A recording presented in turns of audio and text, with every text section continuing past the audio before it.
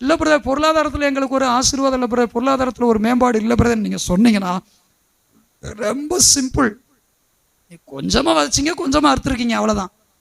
கர்த்தரிடத்துல விதைக்கிறதுல கஞ்சத்தனம் போட்டிங்கன்னா நீங்களும் கஞ்சனத்தான் மாறுவீங்க. நிறையா விதைச்சு பாருங்க, நிறையா அறுப்பீங்க. விதைக்கிறத கொஞ்சமாக விதைச்சிட்டு காத்திருக்கிறோம் என்னைக்கடா வளரும். அது வளர்ந்து எப்படி கொடுக்கும்? அது வளர்ந்து எப்படி கொடுக்கும்?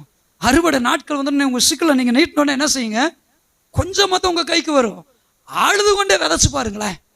பரவாயில்ல, இந்த கம்மியாக இருந்தாலும் பரவாயில்ல, ஆண்டவரை நான் விதைக்கிறேன், கொஞ்சமாக இருந்தாலும் பரவாயில்ல விதைக்கிறேன். சங்கீதத்தில் அப்படி தான் வசிக்கிறேன். நீங்கள் அழுது கொண்டே விதைங்க.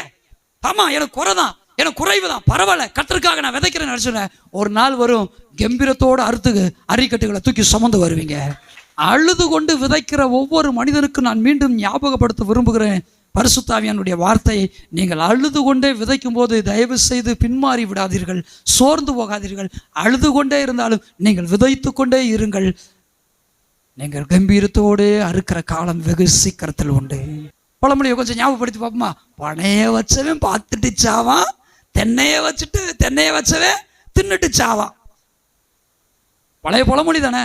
பனை மரத்தை நட்டா நீ பார்த்துட்டு தான் சாகணும், தென்னையை நட்டா தின்னுட்டே சாகலாம். இப்போ கர்த்தருடைய சமூகத்தில் நம்ம விதைக்கிறோம்னா எப்படி விதைக்கிறோன்றதை நமக்கு தெரிஞ்சு வச்சிருக்கிறோம். எதை விதைக்கிறோம்? நம்ம பிள்ளைங்க அறுவடை செய்கிற மாதிரி ஒன்று விதைச்சு வைக்கணும். அல்லேலூயா.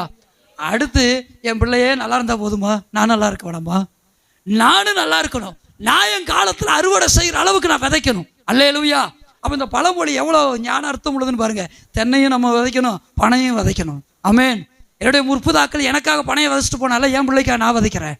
அப்போ தென்னையும் நான் என்ன செய்கிறேன், நான் விதைச்சிட்டு நானே சாப்பிட்றேன்.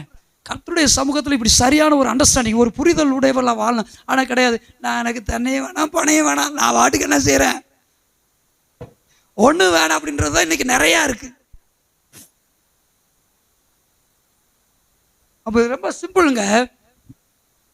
கம்மியாக குறைவாக விதைக்கிறதுனால தான் நம்ம குறைவாக அழிச்சுக்கிட்டு இருக்கிறோம். இதை மட்டும் மாற்றி பாருங்க, ஈஸியாக நம்ம யாரெல்லாம் ஆசைப்படுறீங்க. நான் உண்மையாக இங்கே எத்தனை குடும்பங்கள் நல்லா இருக்கிறீங்க, எத்தனை குடும்பங்கள் அழுகிற அளவுக்கு ஒரு நெருக்கத்தில் இருக்கீங்கன்னு தெரியும். நல்லா இருக்கிற குடும்பங்கள் இன்னும் நல்லா இருக்கட்டும். இந்த அழுதுகிட்டு இருக்கிற குடும்பங்களுக்காக, அந்த விதைக்காமல் இருக்கிற குடும்பத்துக்காக நான் மறுபடியும் சொல்கிறேன், தயவு செய்து நீங்கள் அழுதாலும் விதைச்சு போலாங்க.